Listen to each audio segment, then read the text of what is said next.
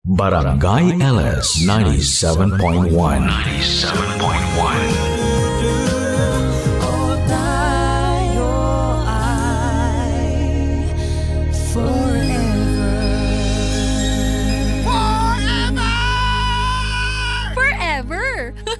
Forever. Kapag mahal mo, babalikan mo. Kapag mahal mo, anuman ang ginawa niya, babalikan mo. Araw-araw mo siyang pipiliin kahit masakit. Araw-araw mo siyang mamahalin kahit alam mong laso na siya sa sistema mo. Kapuso, nagmahal ka na ba ng ganito? Yung pagmamahal na kahit na anong gawin mo, kahit na iwasan at labanan mo, kahit maging sobrang sakit pa niya sa damdamin mo ay babalikan mo pa rin. May mga tao ba na nagsabi sa iyo na huwag mo nang balikan ang pag-ibig na minsang nanakit sa iyo?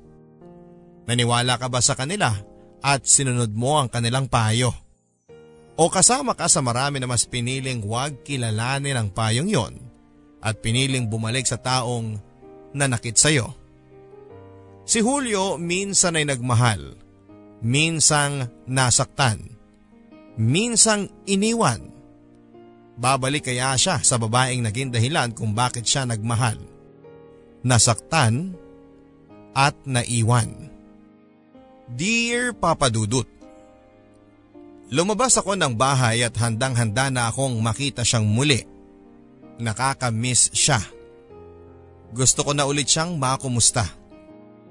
Matagal-tagal din bago ako nagbalik ng probinsya at sa pagbalik ko ay siya ang una kong gustong makita. Kaya naman pinaghandaan ko ang araw na ito. 10:00 noon ng umaga nang matapos akong mag-ayos. Nakailang balik pa ako sa lumang salamin sa aming sala bago ako napangiti. Paboritong-paborito niya ang polong suot ko ngayon.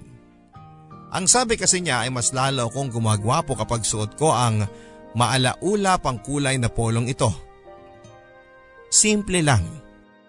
Nakakalutang daw ng itsura. Lagi ko yung pinapaniwalaan sa kanya. Lagi akong naniniwala sa mga sinasabi niya. Dati pa man. Mahal ko eh. Kapag mahal mo ay maniniwala ka sa kanya. Kapag mahal mo, imposible man ang mga salita niya, pero sa pandinig mo, nagiging posible ito. Umalik muna ako sa pisngin ng aking ina bago ako umalis habang hawak-hawak sa aking kanang kamay ang isang karton ng hopyang baboy. Paborito niya ito. Hawak ko naman sa kaliwa ang isang puting rosas. Hindi siya mahilig sa bulaklak. Dati, naaalala ko pa.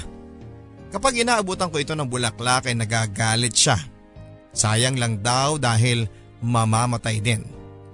Hayaan ko na lang daw ito sa lupa kung saan siya nakakakuha ng tamang nutrisyon para mas lalong gumanda ang pamumukadkad niya.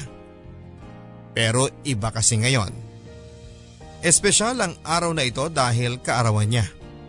Mapapatawad naman siguro niya ako kung sakaling iabot ko sa kanya ang puting rosas para maramdaman niyang espesyal siya sa akin. Sa paglabas ko ng bahay ay nakangiti ako habang ini-imagine ang kanyang maliit na mukha at dalawang maliit na beloy sa gilid ng kanyang labi. Ang singkit niyang mga mata na laging nakangiti. Napakaganda nito at napakaswerte ko dahil isa ako sa mga kakaunting tao na nakasilay ng gandang yon. Habang naglalakad ay panayang lingon ko habang sakaling may habal-habal na dumaan sa aming maliit na liblib na baryo. Baka lang naman. Wala namang masamang umasa. Pero wala talaga.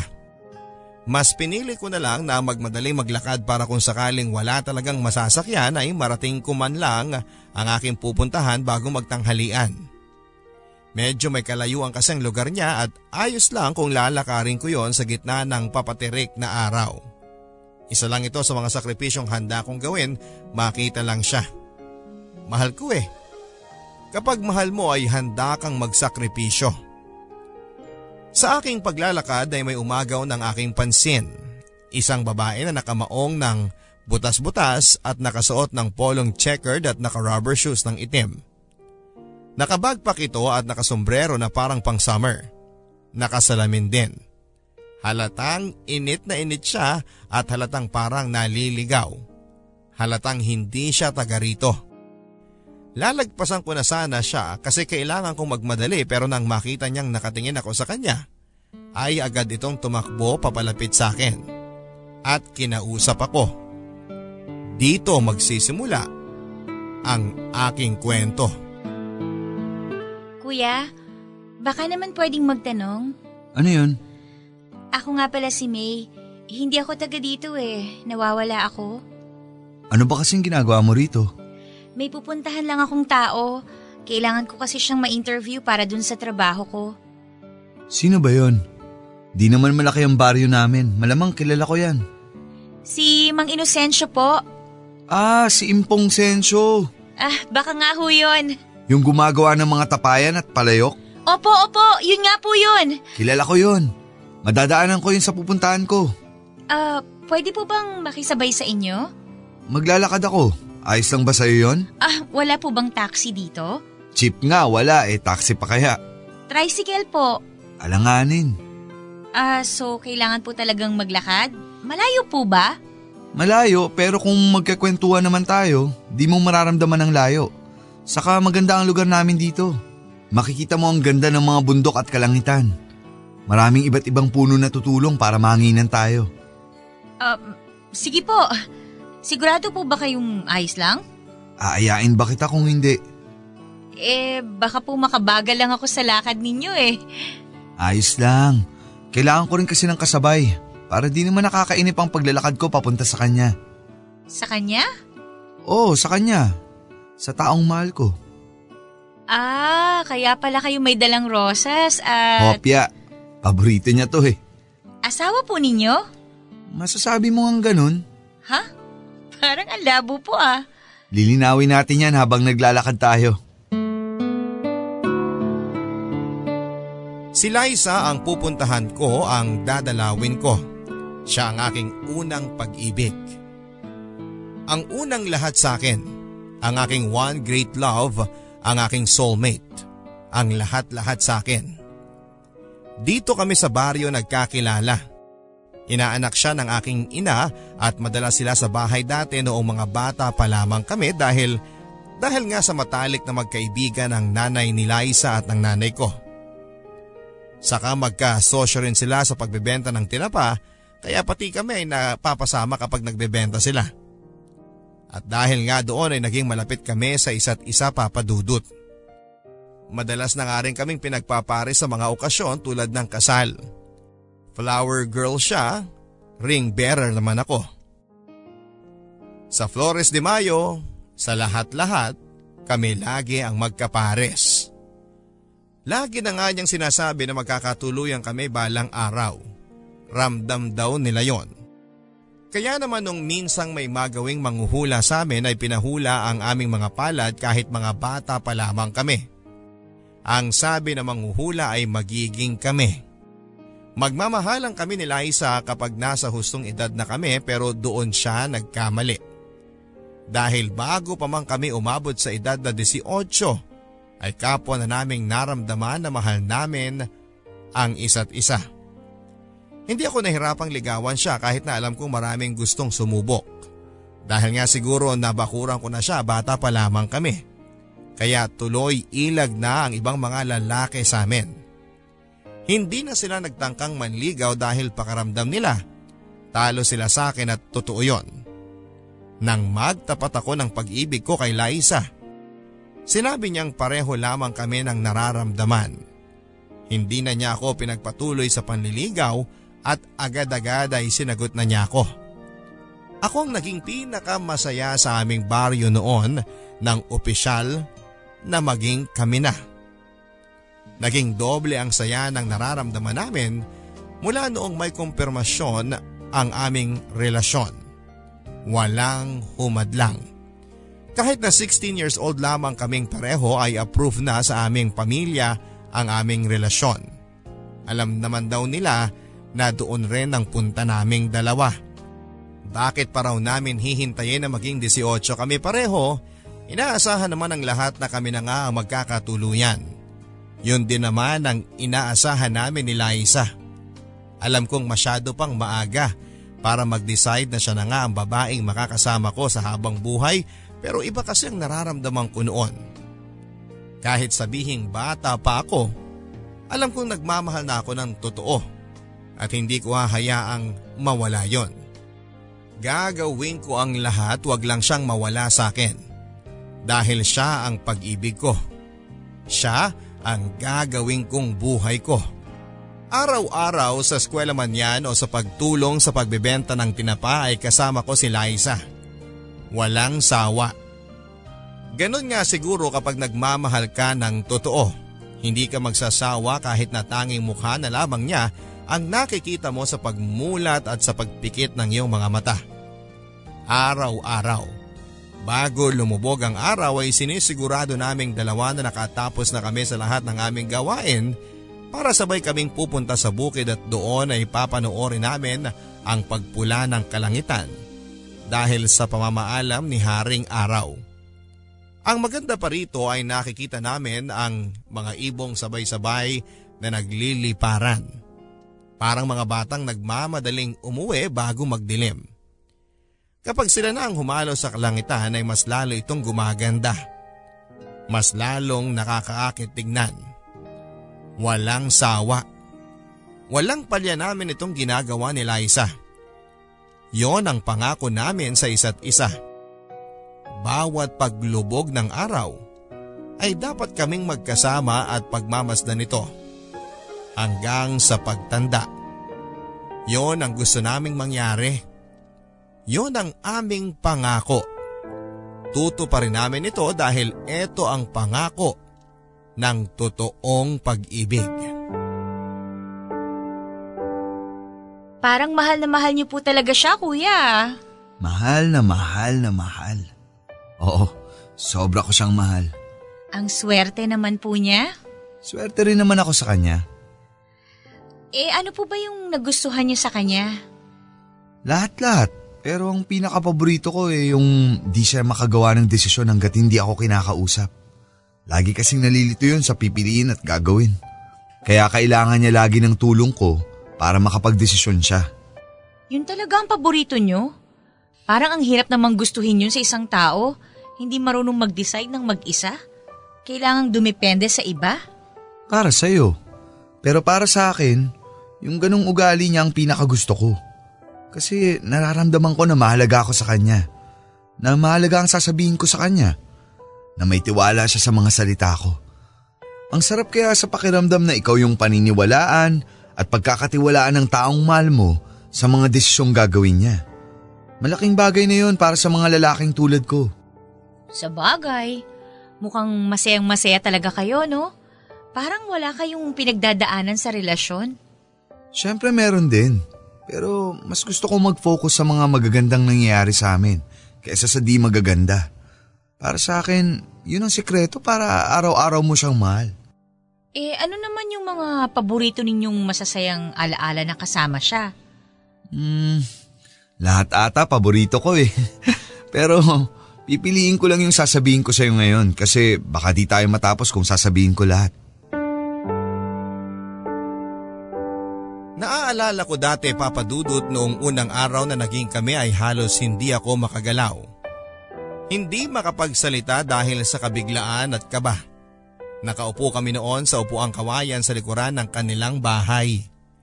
Walang nagsasalita pero alam kong nakatingin ito sa akin kahit ako ay nakatanaw sa kawalan. Parang nakikita ko nga ang ngiti niya kapag nakatalikod ako. Medyo may distansya sa pagitan naming dalawa. Ewan ko ba, noong magkaibigan kami ay halos maging magkakulay na ang aming mga siko dahil laging magkadikit. Pero ngayong kaming dalawa na ay parang may kuryente na kapag nagdadampi ang aming mga balat ay naaalala ko pa noon. Nang hindi niya mahintay na magsalita ako ay agad nitong hinila ang aking mukha at saka hinalikan.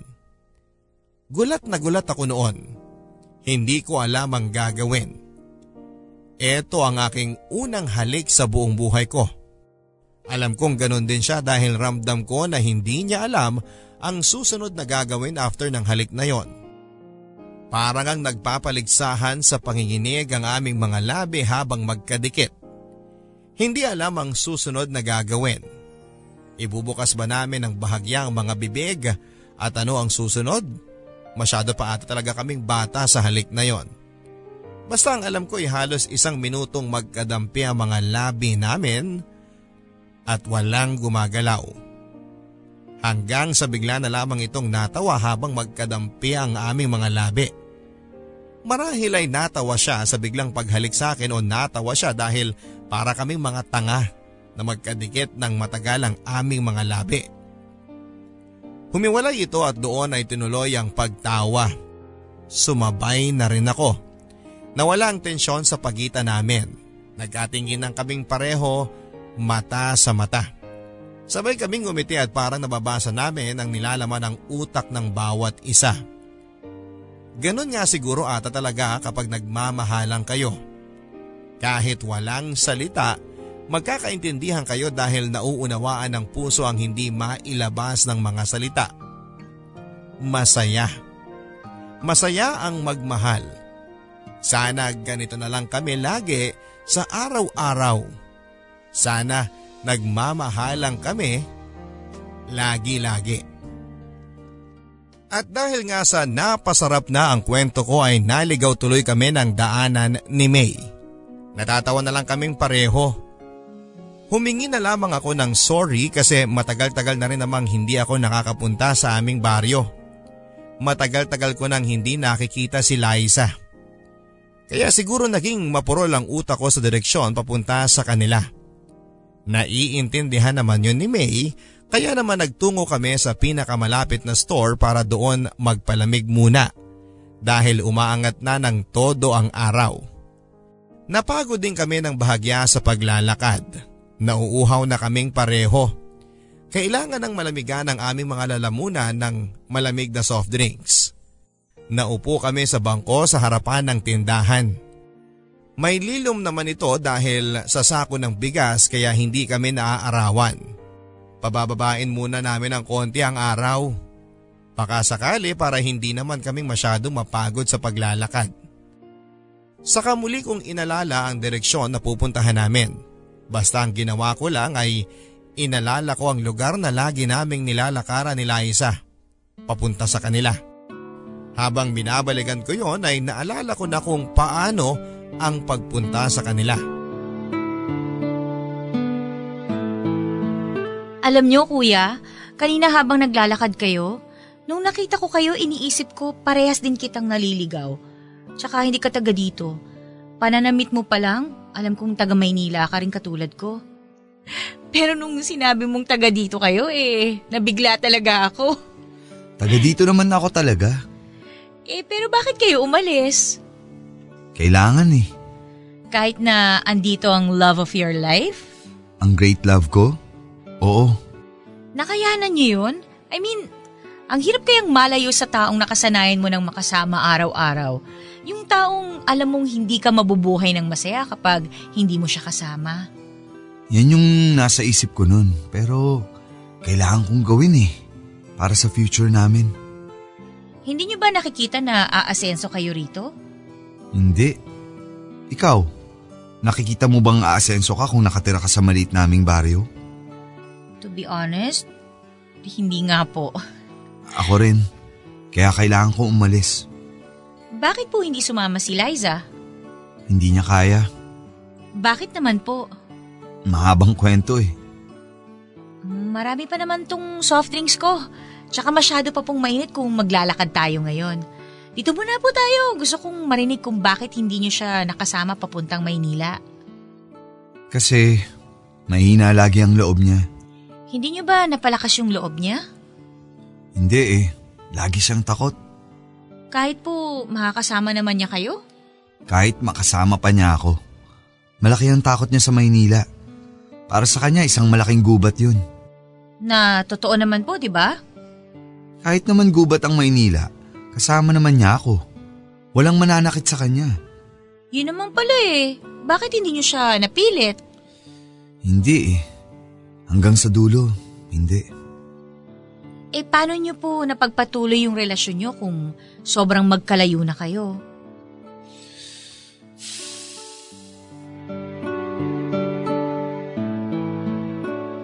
Kinailangan kong pumunta ng Maynila para doon magkolehiyo. Mataas ang pangarap ng aking ina para sa akin. Gusto niyang malayo ako sa aming baryo dahil ang sabi niya, kung dito lamang ako ay walang mangyayari sa buhay ko. Magtitiis ako sa konting kanin, konting ulam, konting ginhawa. Totoo naman yon, kaya agad ako napapayag na magpunta ng Maynila.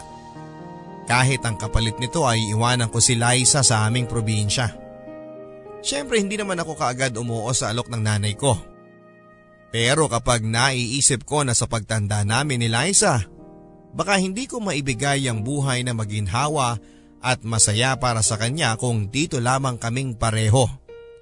Dapat may isa sa aming maglalakas ng loob na kalabanin ng tadhana para manalo ng magandang buhay. At ako yon. Alam kong ako yon. Nung sinabi ko ang plano kong ito kay Liza ay natahimik siya. Hindi kumontra pero hindi rin sumang-ayon. Hindi ko siya mabasa noon at hindi ko alam kung ano ang totoong reaksyon niya sa pag-alis ko at kung sakaling papayagan ba niya ako. Siguro magta-30 minuto itong natahimik nang ibog ako sa kanya ang balita ko. Nang hindi ako makatiis ay kinausap ko ito. Tinanong ko siya kung ayaw ba niya akong magpunta ng Maynila. Umiling ito. Tinanong ko siyang muli at ayos lang ba kung pupunta ako ng Maynila. Umiling din ito. Mas lalo tuloy naging malabo. Pinilit ko siyang iharap sa akin at doon ay umamin na siya sa akin. Ayon sa kanya ay ayaw niyang pumunta ako ng Maynila pero hindi niya ako pipigilan kung sakaling eto na ang desisyon ko. Hindi ayaw sa kanya na malayo sa akin. Pero kung eto ang sa tingin ko ay ang tamang gawin, ay susubukan niyang suportahan ako. Hindi ko alam ang sasabihin noon at inaasahan kong pipigilan niya ako pero hindi niya ginawa. Sinabi lang nito ang kanyang saloobin na hindi siya masayang pupunta ako ng Maynila at malalayo sa kanya. Pero papayagan niya ako dahil ayaw niyang maging hadlang sa magandang buhay na ibibigay ng lungsod sa akin. Niyakap ko ito at sabay kaming nag-iyakan. Habang yakap ko siya ay parang ayoko nang umalis sa aming lugar. Pero sa tuwing maiisip ko naman na hindi ko mapapaganda ang buhay ni Liza at magiging pamilya namin ay biglang lalakas ang loob ko para ituloy ang aking plano. Nangako ako sa kanya na maghahanap ako ng trabaho doon habang nag-aaral. Para kapag nakapag-ipon na ako, kukunin ko na siya doon pero umiling siya. Umiling ng paulit-ulit.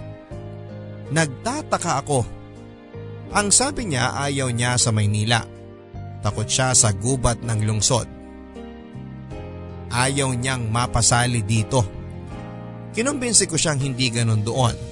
Pinalakas ko ang loob niya pero walang nagawa ang mga salita ko. Kahit kailan daw ay hindi siya tatapak doon. Basta ipangako ko lang daw sa kanya na kapag maayos na ang buhay ko roon, kapag nakuha ko na ang pangarap ko ay babalikan ko siya.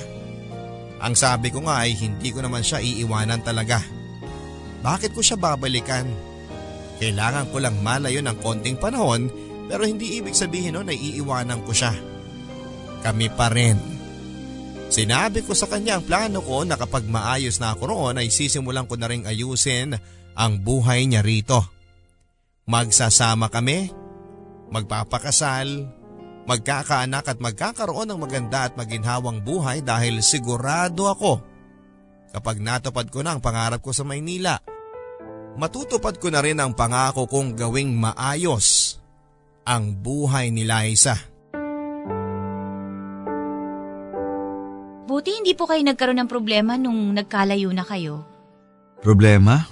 Ang dami. Lumala nung nagkalayo kami. Pero naayos niyo po? May mga pagkakataon na hindi. May mga pagkakataon na oo. Alin dun yung mas nangibabaw? Yung pagkakataon na hindi o yung pagkakataon na oo? Ikaw, ano sa tingin mo? Pagkakataon na oo. Mali. Pagkakataon na hindi. Sobrang bigat na po ba ng mga nangyari sa inyo habang magkalayo kayo? Oo eh.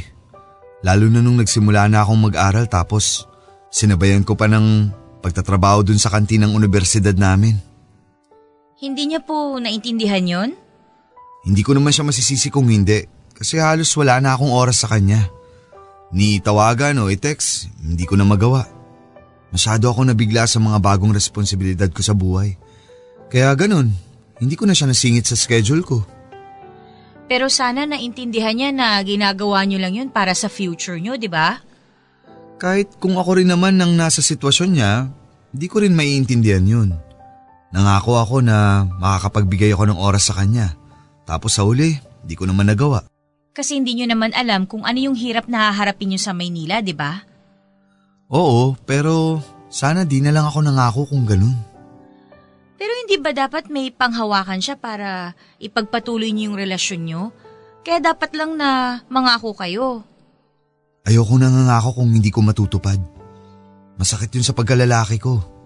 At mas masakit yun para kay Liza. Ano pong ginawa niyo? Sinubukan kong magbigay ng oras sa kanya. Nagawa niyo naman po.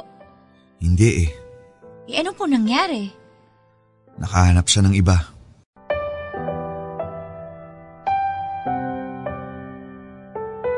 At dahil nga halos nawala na kami ng komunikasyon, ay kumonekta na ito sa iba. Nabalitaan ko na lang isang araw na nakipagtanan nito sa dati naming kaklase noong high school na si Cesar. Si Cesar na bata pa lamang kami ay pinagpipilitan na ang sarili niya kay Liza pero hindi siya pinapansin. Ayaw ni Liza sa kanya dahil bata pa lang ay barumbado na ito.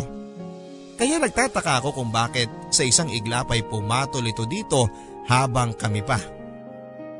Sinubukan ko siyang tawagan at itanong kung bakit niya ito nagawa pero ayaw ako nitong kausapin. Durog na durog ako noon. Hindi ako makapag-focus ng maayos sa trabaho ko at sa pag-aaral. Buong buo akong nilamon ng sakit na ginawa ni Liza sa akin. Hindi ko alam kung saan magsisimulang kumuha ng mga sagot sa mga tanong sa utak ko. Ayaw niya akong kausapin. Galit ba ito sa akin? Ganon na ba ang galit nito sa akin kaya nagawa niya akong ipagpalit sa iba habang kami pa? Ano ba ang pwede kong gawin para mabawi siya? Mababawi ko pa ba siya? Mahal pa ba niya ako? Kasi ako mahal ko pa rin siya. Pero kung mahal niya ako, bakit nasa piling na siya ng iba? Kung mahal niya ako, hindi ba dapat ay sa akin siya? Umuwi ako ng probinsya at binaliwala ko ang pag-aaral at trabaho ko. Alam kong kailangan kong gawin ito para maging malinaw ang lahat sa utak ko. Kailangan kong makausap si Liza. Ipaliwanag niya sa akin kung ano ang dahilan niya para gawin ito. Makikinig ako. Maniniwala ako sa mga sasabihin niya kasi kahit ganito na ang nangyayari sa amin ay mahal na mahal ko pa rin siya. At hindi yon mababago kahit ano ang ginawa niya. Dumiretso ako sa bahay ni na Cesar kung saan sila nakatira. Walang nakakaalam sa biglang pagdating ko. Kaya nagulat si Liza nang makita niya akong nasa bakuran ng bahay ni na Cesar. Gulat na alam kong may halong pangungulila sa akin. Ramdam kong nangungulila siya sa akin. Nakita ko yon sa mga mata niya. Naramdaman ko yon kahit na hindi niya sabihin dahil nakikita ng puso ko ang hindi nakikita ng mga mata ko. Anong ginagawa mo dito? Naghanap ng paliwanag. Paliwanag saan? Sa hindi mo pagpaparamdam? Alam mong busy ako sa pag-aaral at trabaho. Wala na akong oras para sa sarili ko. E di sana sinabi mo yun sa akin. Hindi yung isang araw wala ka nalang biglang paramdam. Julio, naghihintay ako sa'yo.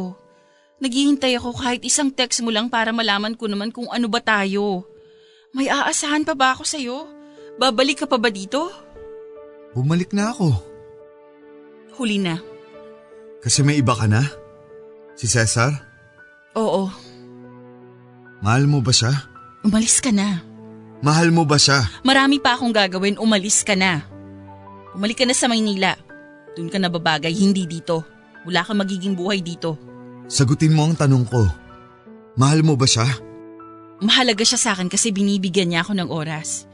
Mahalaga siya sa akin kasi hindi siya nangangako kung alam niyang alanganin siya. Pero mahal mo ba siya? Importante ba yon?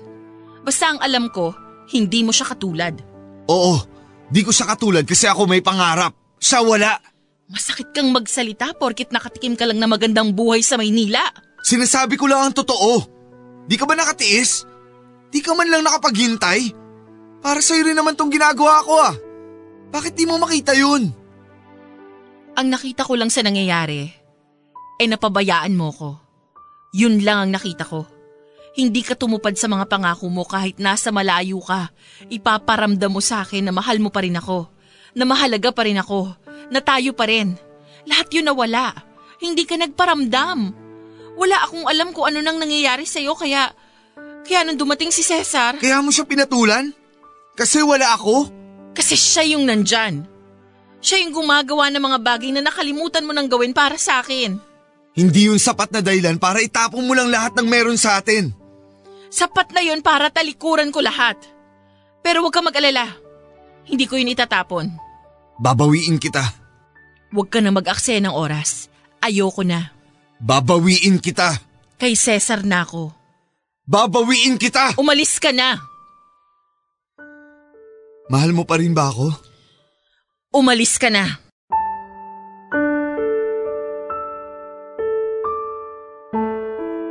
Hindi ako sumuko. Babawiin ko siya, yon ang mga sumunod kong pangako. Alam kong marami akong pangakong hindi natupad pero sa pagkakataong ito, ang pagbawi sa kanya ang pangakong kailangan kong paghandaan at bigyan ng katuparan. Araw-araw akong bumabalik sa kanya para tanggapin niya ako. Araw-araw din niya akong tinatanggihan. Lahat ng balang meron ako papadudot ay nilalatag ko na sa kanya para maniwala siya na gusto ko siyang bumalik sa buhay ko. Na sumuko siya at pinili ang iba ay handa akong tanggapin yon. Basta tatanggapin din niya pabalik sa buhay niya. Pero naging matigas siya. Hindi ako mawawala ng pag-asa. Ramdam kong ako ang mahal niya at hindi si Cesar. Kailangan ko lang mailabas yon sa bibig niya. Kailangan kong mapaamin na mahal niya ako para makuha kong muli siya sa buhay ko. Awang-awa noon ang nanay ko sa nakikita niya sa akin na pabalik-balik kina Liza. Pero ang sabi ko ay hindi ako titigil. Kasi pag mahal mo, ilalaban mo hanggat kaya mo, hindi ba? At kung sakaling hindi mo na kaya, ay gagawa ka ng paraan para makaya mo. Matapos ang isang buwang pabalik-balik sa bahay nila, ay natsyempohan ako ni Cesar. Noong mga nakaraang dalaw ko kasi noon kay Liza ay laging wala si Cesar. Laging nasa bukid. Wala itong alam na paulit-ulit kong binabalikan si Liza para bawiin kaya naman noong nadatnan niya ako na kinukulit ko si Liza ay namuo ang galit nito at inambahan ako ng isang malakas na suntok na nakapagpabagsak sa akin pero hindi ako sumuko. Hindi anumang suntok tadya ko sakal ang magpapahinto sa akin para sukuan ko ang pag-asang magbabalikan kami ni Liza. Tumayo ako noon para muling lumapit kay Liza pero bago ko pa magawa yon ay hinila na ako ni Cesar at itinulak papalayo kay Liza. Nagtaka akong lumapit pero mabilis si Cesar kaya naman pinaulanan ako nito ng maraming suntok at sipa. Pinapasuko na niya ako pero ayoko. Kahit na hinang-hina na ako ay sinubukan ko pa ring sabihin ang mga salitang mahal kita Liza. At bago ako nawala ng ulirat ay nakita ko ang pagtakbo ni Liza papalapit sa akin habang umiiyak. Naging madilim na ang mga sumunod na pangyayari. Pero naramdaman ko ang init ng bisig ni Liza. Alam kong niyakap niya ako. Alam ko na mahal pa rin niya ako. Hanggang ngayon kapag pinipikit ko ang aking mga mata, kahit gaano pa ito katagal nangyari, masakit pa rin. Sobrang sakit pa rin. Hanggang ngayon ay alam ko kung saan ako nagkagalos. Nagkapasa at namaga sa mga paulit-ulit na suntok at sipa ni Cesar sa akin. Hanggang ngayon, kapag binabalikan ko ang pangyayaring yon, ay may gumuguhit na sakit sa puso ko. After ba nun sumuko na po kayo? Hindi pa. Hindi pa? So ibig sabihin may time na sumuko rin kayo? Lahat naman ng mga tao kapag napagod ng sobra, susuko yan. Kahit gaano pa katatag yan. Kahit ayaw niya pang sumuko. Pag napagod na yan ng sobra-sobra, susuko rin yan. Kala ko ba hindi kayo susuko? Kailangan Pero sabi niyo bago kayo nawala ng ulirat nakita niyo pang tumakbo siya papalapit sa inyo. Tapos niyakap pa niya kayo. At kung tama ang naaalala ko, naramdaman ko rin na hinalikan niya ako sa noo. Pero hindi pa rin kayong pinili niya? Hindi pa. Hindi pa? So, ibig sabihin… Ako pa rin ang pinili niya sa dulo. Ang akala ko po… Marami tayong akala na hanggang akala lang. Papatayin tayo niyan. Huwag puro akala.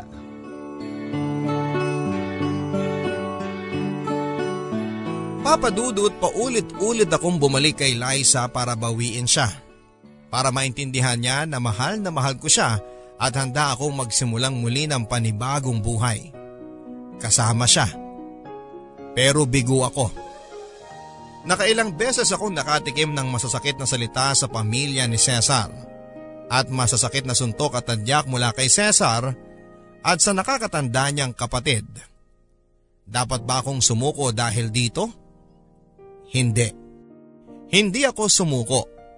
Andito na ako at marami na akong pinakawalan sa aking kamay. Ngayon pa ba talaga ako susuko? Hindi pwede. Hindi ako babalik ng Maynila hanggat hindi siya bumabalik sa aking piling. Gabi na ako laging umuuwi ng bahay at laging bigo. Laging pagod at laging masakit ang katawan. Ilang beses na akong nakagalitan ni nanay dahil sa ginawa ko. Hanggang isang araw ay napagod na lamang itong pagsabihan ako at hinayaan na lamang akong gawin kung anuman ang gusto kong gawin. Ang sabi niya ay magsasawa din naman daw ako. Pero doon siya nagkamali. Hindi ako magsasawang bawiin si Liza dahil alam kong kay Liza lamang ako masaya at magiging masaya. Kaya paulit-ulit kong gagawin ito kung kinakailangan. Makita lang niya ang kagustuhan kong bumalik siya sa buhay ko para makapagsimula na kami ng bago. Habang palubog na ang araw at habang nakasandal ako sa puno ng kaimito sa kaharap ng bahay ni na Cesar, ay nakita kong dahan-dahang lumapit si Liza sa akin. Kanina ko pa siyang nakikita palingon-lingon. Alam kong siya lang ang tao sa bahay na yon. Alanganin pa siya sa paglapit sa akin, yung parang natatakot.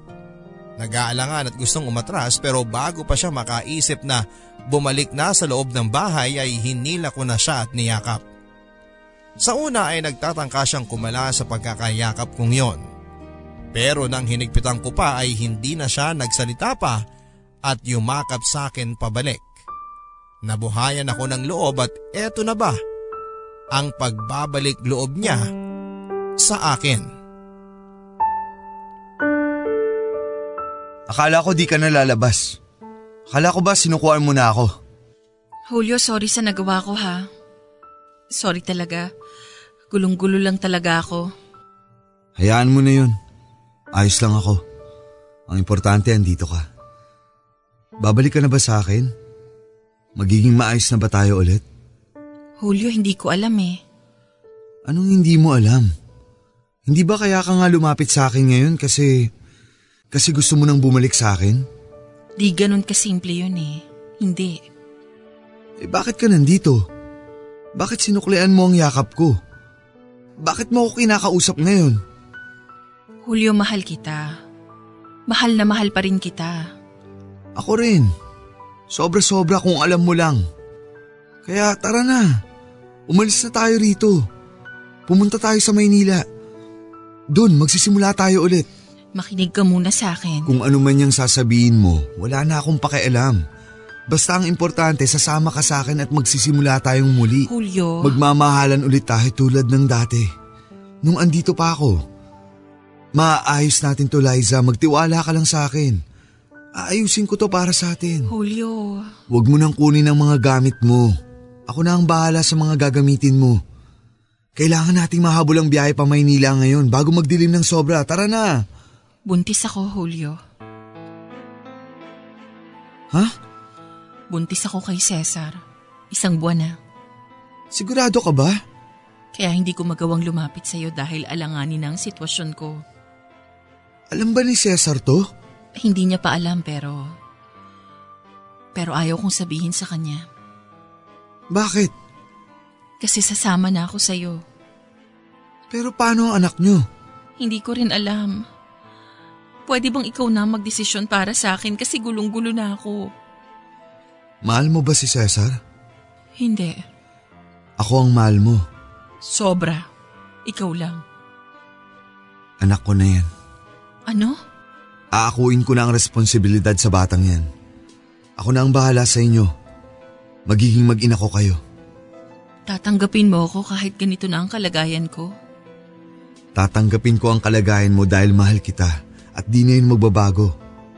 Sigurado ka? Hindi madali ang sitwasyon natin. Magiging madali yan basta manatili ka lang sa piling ko. Huwag mo na akong iiwan at mahalin mo lang ako. Ako na ang bahala sa inyo. Salamat at nagbalik ka. Salamat at binawi mo ako. Araw-araw akong di susuko. Hanggat hindi ka nagbabalik sa akin, alam mo yan. Alam ko. Natakot lang ako na baka hindi mo na ako tanggapin pagkatapos nito. Kahit ano pa ang mangyari sa'yo, tatanggapin ko. Ganun naman kapag nagmamahal ka, di ba? Tatanggapin mo ang lahat. Kahit mahirap? Kahit sobrang hirap pa. Mahal na mahal kita, Julio. Pero mas mahal kita, Liza.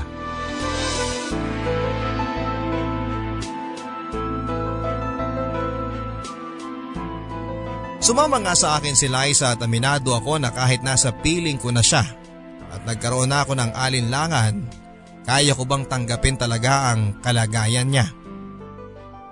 Dahil kung magpapakatotoo ako ay hindi ko pa kaya. Hindi ko pa kayang tanggapin ang kalagayan niya dahil sobrang sakit na makita ang sitwasyon niya. Na imbes na sarili kong punla ang nasa kanya, ay ibang tao ang nakauna sa kanya. Pumayag lang naman ako dahil gusto kong makasama siya. Mabawi siya dahil mahal ko siya kaya sabi ko bahala na kung ano man ang susunod na mangyayari. Dinarasal ko na lamang na sana ay maayos namin ito at matanggap ko kahit paunti-unti lang. Hindi naging madali ang pagtanggap dito, Papa Dudut. Nang nasa Maynila na kami ay naging madalas ang aming away dahil nga sa hindi ko mapitawan ang nakaraang kasalanan na nagawa ni Liza sa akin. Mula nang sumama ito kay Cesar hanggang sa magbunga ang ilang buwan nilang pagsasama. Araw-araw ko itong inuungkat sa kanya. Sinusumbat ko yun dahil nga sa nasasaktan ako. Nung una ay panay pa rin ang suyo at sorry ni Liza sa akin. Pero nang tumagal, siguro ay napagod na rin siya sa palagiang pagsasabi ko sa kanya ng nagawa niyang kasalanan. Kaya naman sa tuwing lumalabas ang nakaraan sa usapan ay nagagalit na rin ito at mas lalong nagiging dahilan para magbangayang kaming lalo. Matagal bago kami kumalma at na-realize na walang kwenta ang pinag-aawayan namin. May isa sa amin na kusang lalapit para makipag-ayos para matigil na ang away at madalas ako yon. Kapag naiisip ko kasi na baka ang pag-aaway namin ito ang dahilan para iwan niya ako ulit, ay nakakaramdam ako muli ng takot. Kaya naman sa tuwing nagkakaroon kami ng ganitong alitan, lumalapit ako para humingi ng tawad sa kanya at ayusin agad-agad ang naging pagkakamali ko. Mas lalong hindi ako nakapag-focus noon sa pag-aaral at sa pagtatrabaho. Kaya naman nagkanda bagsak-bagsak ako. Natanggal din ako sa trabaho ko sa aming school canteen. Kaya naman napilitan ako maghanap ng iba pang trabaho sa labas ng aming eskwelahan para kahit papaano ay may pang-suporta ako kay Liza at sa magiging anak niya. Hindi ko na sinabi sa mga magulang ko ang nangyari dahil baka makarinig na naman ako sa kanila ng paninisi at pangungonsensya sa pinili kong direksyon. Alam ko namang hindi sila boto sa pagbabalikan namin ni Liza. Naiintindihan ko naman sila.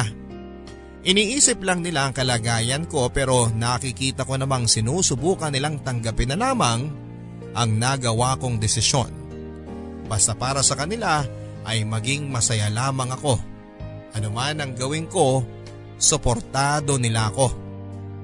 Kahit naman kasi tuloy-tuloy ang away namin ay alam kong ayaw ko siyang mawala sa akin. Alam kong mahal na mahal ko si Liza. Kaya hindi ko kayang masira ulit kami. Pinaghirapan ko siyang ilaban. Pinaghirapan ko siyang bawiin. Sa tingin niyo ay isusuko ko na lang siya ng ganon-ganon? Kahit mahirap ay sinubukan kong ialis sa utak ko ang nakaraan ni Liza. Kahit sa totoo lang ay bawat minuto. Sa tuwing nakikita ko siya at ang tiyan niya ay naaalala ko ang lahat-lahat. Masakit ito sa akin. Lalo na sa pagkalalaki ko. Kailan ko nga kaya totoong mapapatawad at matatanggap ang nagawa ni Liza na kasalanan sa akin? Tuloy-tuloy kami sa paglalakad ni May at medyo may kalayuan pa ang lalakarin namin papunta kay Impong Inocencio. At syempre, ako naman kay Liza. Long cut na kasi ang dinadaanan namin para hindi na kami maligaw dahil nakailang beses akong nagtangkang dumaan sa shortcut para madali ang lakad namin pero sa huli ay nawawala kami. Kaya naman si May na rin ang nagsuggest na maglongkat na lang daw kami dahil doon ay dumoble nga ang pagod ko. Naramdaman ko ang pananakit ng aking mga paa at tuhod. Natatawa na lang ako at hindi naman ako ganito dati. Hindi naman ako madaling mapagod. Eto na siguro ang epekto ng edad ko na lagpas 30 na. Pinakiusapan ko si May na kung pwedeng maupo muna kami kahit na sa gilid ng kalsada para ipahinga ko ang aking mga paa. Pumayag naman ito, Papa Dudut. Nakakita kami ng dalawang malaking batong buhay sa bandang kaliwa ng kalsada. Doon kami naupo habang hinihilot ko ang aking paa.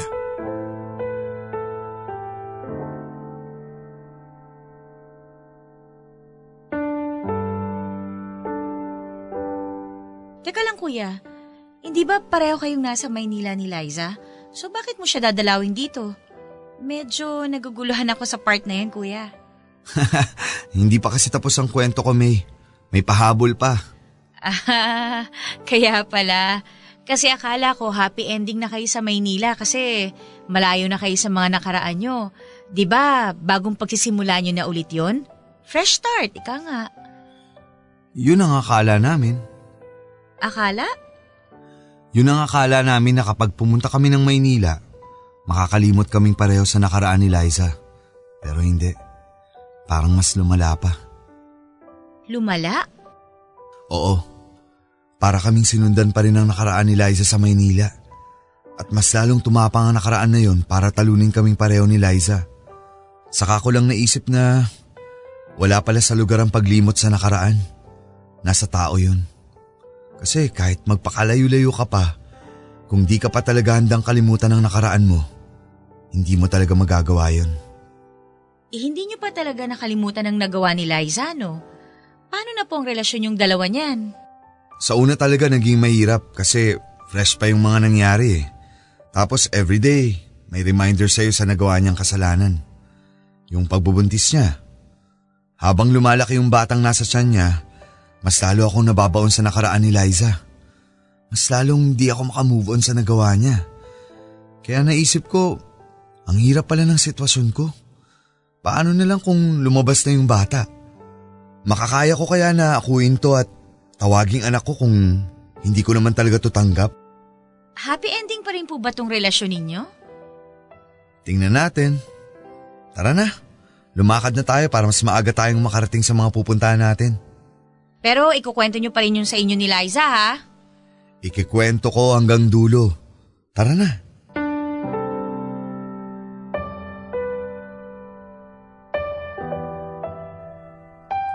Nang mag-aanim na buwan na ang dinadala ni Liza, kinausap ko ito. Ang sabi niya ay mas maganda raw siguro na sa probinsya namin siya manganak. Kinontra ko naman yon. Paanong mas magandang manganak doon andito lahat ng magagaling na doktor para mag-asikaso sa kanya. Pero buo na raw ang desisyon niya. Mas gusto raw niyang manganak sa baryo. Hindi ako naniwala agad sa kanya na yon ang dahilan kung bakit gusto niyang manganak doon. Naalala ko naman bigla si Cesar. Galit na galit ako noon habang sinasabi sa kanya na baka nga si Cesar ang dahilan kaya gusto niyang doon manganak. Napailing na lamang ito. Alam ko ang iling na yon. Pagod nang magsalita. Pagod na siyang mag-explain pa. Iniwan ako nito at nagtungo sa aming kwarto para umiwas muna sa akin. Pero hindi ko siya tinantanan. Sinundan ko ito para siguraduhin at kumpirmahin kung si Cesar nga ba ang dahilan kung bakit ito uuwi ng probinsya. Naging mainit ang usapan namin ni Liza. Basta ang naaalala ko ay kung ano-anong mga masasakit na salita ang lumabas noon sa bibig ko. Nakita ko siyang umiiyak at pilit na ine-explain ang side niya na hindi ko naman pinakikinggan dahil para sa akin, mas importante na maipamukha ko sa kanya ang nagawa niyang pagkakamali sa akin. Ito na ata ang pinakamahaba at pinakamalalang naging away naming dalawa. Hindi talaga ako tumigil hanggat hindi niya sinasabi sa akin ang katotohanan. Ano na? Aamin ka ba? Sabihin mo na yung totoo. Please, Julio, ayoko makipag-away sa'yo. Hindi ako titigil makipag-away sa'yo hanggat hindi mo sinasabi sa akin ang totoo. Si Cesar ang dahilan kung bakit ka uuwi, di ba? Kaya dun mo balak manganak, di ba? Hindi. Paulit-ulit kong sasabihin hindi. Imposible. Huwag kang magtanong kung hindi ka rin maniniwala, pwede ba? Kasi nakakapagod ng sumagot sa mga tanong mo eh. Tapos hindi mo rin naman tatanggapin. Kasi sinungaling ka. Hindi ako sinungaling. Ikaw ang ayaw tumanggap ng katotohanan. Anong katotohanan? Na hanggang ngayon hindi mo matanggap ang nakaraan ko. Hindi mo matanggap ang naging kasalanan ko. Kala mo ganun kadali? Eh di sana sinabi mo na agad sa akin na una pa lang hindi mo na kayang tanggapin yun. Para hindi na tayo umabot sa ganito.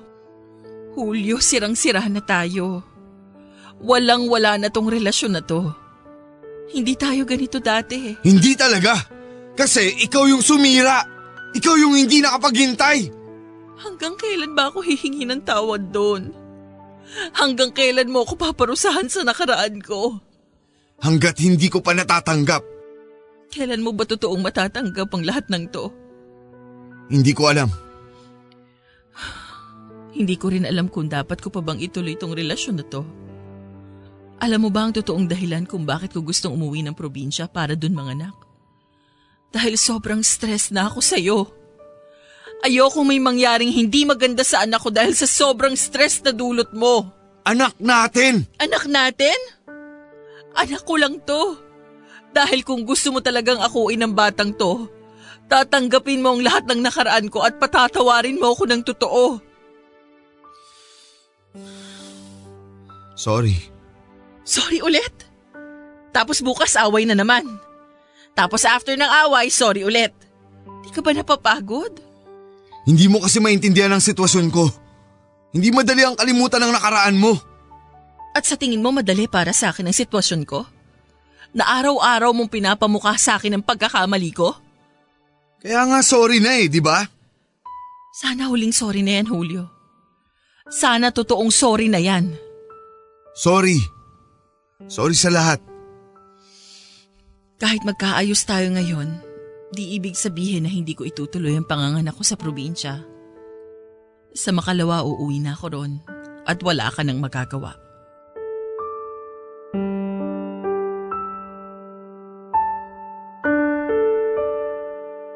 Tinuloy nga ni Liza ang pag-uwi sa probinsya, Papa Dudut. Wala akong nagawa. Kesa makipaghiwalay itong muli sa akin ay pumayag na lamang ako na umuwi siya sa amin. Tinawagan ko ang pamilya niya at sinamama para maasikaso si Liza sa pag-uwi niya. Habang hinihintay namin ang bus ay niyakap ko ng mahigpit si Liza. Dito ko talaga naramdaman na ready na akong bitawan ang nakaraan niya. Para totoong makapagsimula na kami ng bago. Hindi ko yun sinabi sa kanya at gagawin ko na lamang. Magtitiwala ako muli sa kanya. Kahit mahirap, kakalimutan ko na ang nakaraan. Habang wala siya ay aasikasuhin ko ang sarili ko para pag bumalik na siya kasama ang magiging anak namin ay ready na kami sa bagong buhay. Pero hindi pala mangyayari yon. Sa pagbalik ni Liza sa probinsya ay ang mitya ng pagbabalik nito kay Cesar. Nabalitaan ko na lamang ito sa aking ina dahil ayaw na akong harapin pa at kausapin ni Liza. 1 buwan bago ito manganak ay bumalik ito kay Cesar. Nanlulumo ako habang sinasabi sa akin ni nanay ang detalye ng pagbabalik niya kay Cesar. Gusto kong bumalik sa probinsya para muling bawiin si Liza. Pero pinigilan na ako ng nanay ko. Naggalit na siya sa akin. Huwag ko na raw gagawin yon at nagawa ko ng minsan, huwag ko na raw ulitin pa. Tanggapin ko na lang daw ang katotohanan na tapos na ang kwento namin ni Liza. Iyak ako ng iyak noon habang sinasabi sa akin ni nanay yon. Iyak ako ng iyak habang pilit na sinisisi ang sarili ko dahil siguro kung totoong napatawad at natanggap ko si Liza, hindi kami aabot sa ganito. Siguro ngayon ay kasama ko pa rin siya at hindi na siya babalik pa kay Cesar. Ininda ko ang sakit na yon, Papa Dudut. Pinigilan kong huwag magparamdam kay Liza kahit mahirap. Kahit gusto kong kumuha ng kasagutan sa kanya. Ang dami-dami kong tanong sa utak ko noon. Bakit kailangan niyang bumalik kay Cesar? Mahal na ba niya si Cesar? Hindi ba ako ang mahal niya? Sabi niya ako ang mahal niya bago siya sumakay ng bus. Pinaramdam niya sa akin sa huling pagkikita namin na mahal niya ako. At babalik siya, pero bakit hindi yun nangyari? Bakit sa iba siya bumalik? Yun ba ang pagmamahal na sinasabi niya sa akin? Kung sakali bang sinabi ko na sa kanya bago siya sumampa ng bus na ready na akong magsimula muli at tanggap ko na, ay hindi ba siya babalik kay Cesar? Mali ko ba yon na hindi ko sinabi yon sa kanya? Yun ang mga tanong na paulit-ulit na umiistorbo sa aking utak.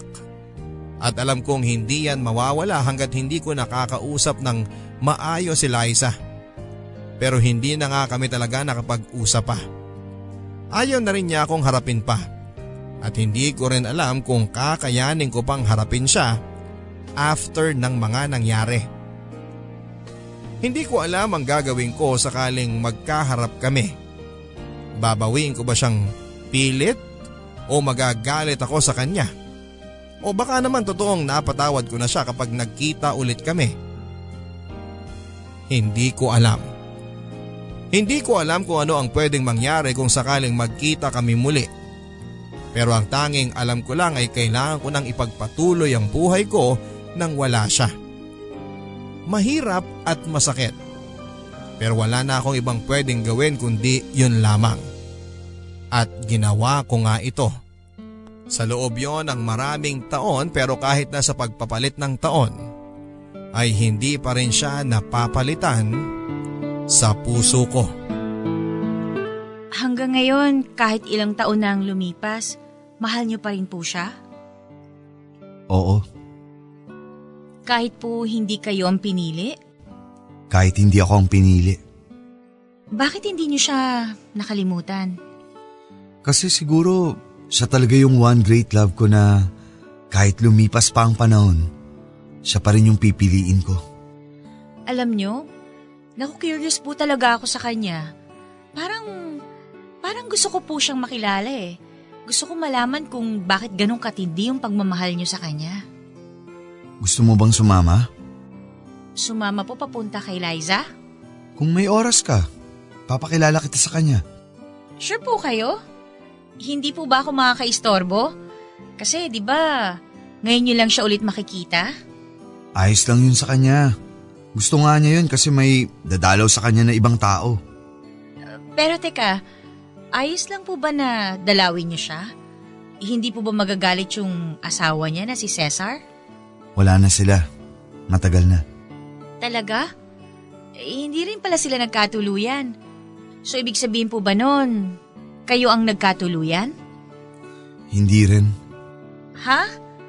Bakit niyo po siya dadalawin? Mas lalo lang ho kayo mahihirapan yan eh. Ayos lang.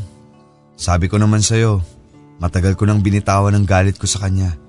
Pero kung meron man akong hindi mabitawan dito sa puso ko, yun yung pag-ibig ko sa kanya. Hanggang ngayon, siya ang pinili ng puso kong mahalin sa araw-araw. Ang swerte naman po niya. Sana lahat nabiyayaan ng taong mamahalin at pipiliin ka araw-araw. Maswerte ako dahil hinayaan niya akong mahalin ko siya kahit sa maiksing panahon lang.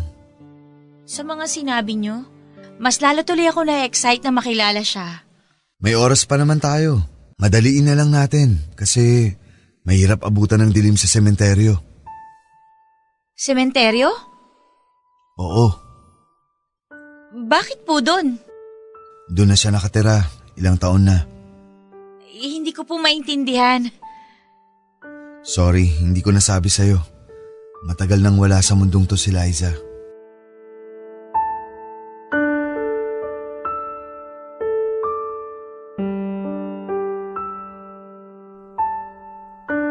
Namatay si Liza 2 buwan matapos itong manganak. Nagkaroon ito ng komplikasyon at sa huli ay bumigay na rin ang katawan niya. Nabalitaan ko rin na ang komplikasyong inabot ni Liza ay dahil sa dalas ng pambubugbog sa kanya ni Cesar bago ito manganak. Tulad ko, hindi rin matanggap ni Cesar na iniwan siya ni Liza at bumalik sa akin habang pinagbubuntis nito ang anak nila. Hindi rin ito matanggap na kaya lang ito bumalik sa kanya ay dahil natakot itong mag-isa. Hindi rin niya matanggap na kahit na bumalik si Liza sa kanya ay ako pa rin ang mahal niya. Na kaya lang bumalik si Liza sa kanya dahil naguguluhan siya sa kanyang sitwasyon. Dahil pakiramdam niya ay wala na siyang ibang malalapitan, dahil pakiramdam niya ay tinalikuran ko na siya. At tanging si Cesar na lamang ang pwedeng tumanggap sa kanya. Nalaman ko yan lahat sa mismong nanay ni Liza nang makausap ko ito sa unang araw ng burol niya. Sobrang sakit sa ganitong paraan ko malalaman ang totoong dahilan kung bakit siya bumalik kay Cesar. Nakulong po si Cesar matapos mapag-alaman ang totoong dahilan ng pagkamatay ni Liza. At 1 buwan matapos mamatay si Liza ay sumunod na rin ang kanyang baby. Mukhang kinailangan niya ng kasama sa langit o naisip niyang walang ibang pwedeng magmahal at mag-alaga sa bata kundi siya. Kaya kinuha na niya. Sobrang hirap tanggapin ang nangyaring ito kay Liza.